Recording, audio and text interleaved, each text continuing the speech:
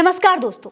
एक लड़का और एक लड़की शादी करने वाले होते हैं। शादी से पहले दोनों के बीच में बातचीत होने लगती है, जैसे आम तौर पर लड़का और लड़की के बीच में होती है। प्यार मोहब्बत की बातें होती हैं और तो और दोनों के बीच में मामला इतना आगे बढ़ जाता है कि शारीरिक संबंध बन जाते हैं, यानी कि फिजिकल रिलेशनशिप भी बन जाते हैं। लेकिन फिर कुछ ऐसा होता है कि लड़का शादी से इनकार कर देता है। फिर मामला पहुंचता है हाई कोर्ट। लड़के से पूछा जाता है कि भैया क्यों मना कर रहे हो शादी से, अब तुमको शादी क्यों नहीं करनी। तो लड़का बताता है कि लड़की मांगलिक है, इसलिए शादी नहीं कर सकते। लड़की कहती है कि जब सब कुछ कर रहे थे तब तुमको याद नहीं आया कि हम मांगलिक हैं, अब शादी करने से तुमको मांगलिक याद आ रहा है। लड़की मांगलिक होने की बात से भी इनकार कर देती है। वो कह देती है कि हम मांगलिक नहीं हैं।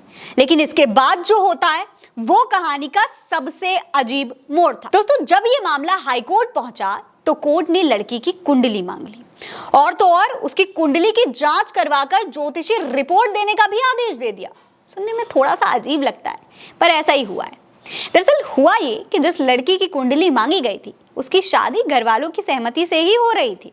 कुछ समय में शादी होने भी वाली थी, लेकिन शादी से पहले ही फिजिकल रिलेशनशिप बन गए। लेकिन इसके बाद लड़के ने शादी से इनकार कर दिया, ये कहकर कि लड़की मांगलिक है। इसके बाद लड़की ने उस शख्स पर शादी का झांसा देकर रेप करने का आरोप लगा दिया था। लड़की ने दलील दी थी कि आरोपी ने उससे शादी करने का झूठा वादा करके उसके साथ में यौन संबंध बनाए हैं, जबकि उसका शादी करने का कभी कोई इरादा ही नहीं था। वहीं आरोपी ने बचाव में दलील दी कि महिला के मांगलिक होने के कारण ही उसने शादी से इनकार किया। आरोपी ने कहा था कि उसके और लड़की के बीच शादी नहीं हो सकती क्योंकि पीड़िता मांगलिक है। इस आरोप का खंडन करते हुए पीड़िता के वकील ने कहा था कि उसमें कोई भी मांगल दोष नहीं है। इस पर हाईकोर्ट के लखनऊ विश्वविद्यालय के विभागाध्यक्ष ज्योतिष विभाग को इस मामले पर जांच करने के निर्णय देने का आदेश दिया गया था कि लड़की मांगलिक है या नहीं। हालांकि बाद में हाईकोर्ट के इस आदेश पर सुप्रीम कोर्ट ने स्वतः संज्ञान लिया और कुंडली की जांच करने वाले आदेश को खारिज कर दिया। कोर्ट का कहना था कि लड़की मांगलिक है या नहीं इस बात को जानने की कोई जरूरत नहीं है, इससे कोई फर्क नहीं पड़ता है।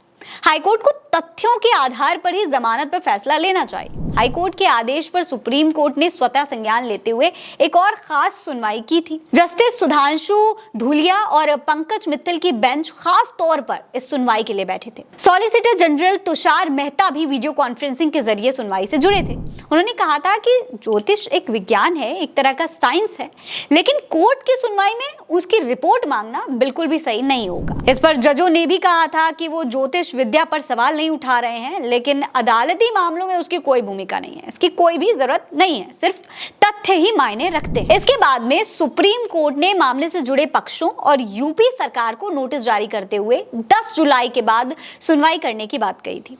हालांकि सुनवाई के बाद केस को बंद कर दिया गया। दोस्तों, आपको बता दें कि इंडियन पैनल कोड में ऐसा कोई भी विशेष प्रावधान या स्पष्टीकरण नहीं है जो शादी के झूठे वादे के बहाने यौन संबंध बनाने की बात करता है। हालांकि सेक्स के लिए शादी का झूठा वादा आईपीसी की धारा 90 के तथ्य की गलत धारणा माना जाता है। इसका मतलब ये होता है कि झूठे वादे पर ली गई सहमति कानून की नजर में वैध सहमति नहीं मानी जाती है और आईपीसी की धारा 375 के तहत ये एक आरोप लगाया जाता है। इसमें जेल की सजा भी काटनी पड़ सकती है। इस खबर में इतना ही। ये खबर आप उल्टा चश्मा यूसी पर देख रहे हैं। मेरा नाम फरहीन अंसारी है। जय हिंद, जय भारत।